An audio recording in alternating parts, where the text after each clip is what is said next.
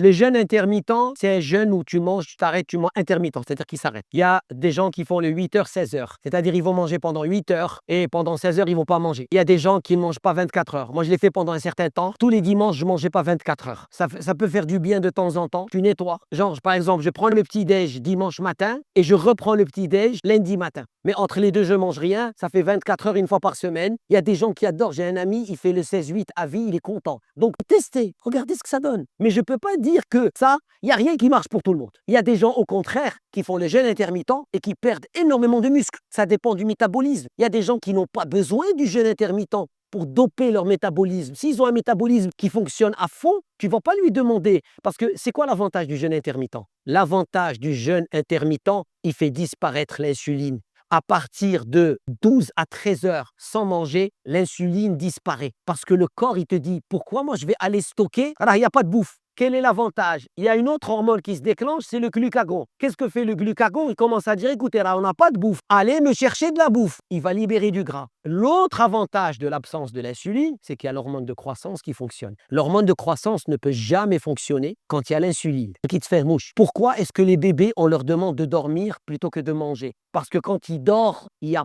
pas de bouffe. Et quand il n'y a pas de bouffe, il n'y a pas d'insuline. Et quand il n'y a pas d'insuline, il y a l'hormone de croissance.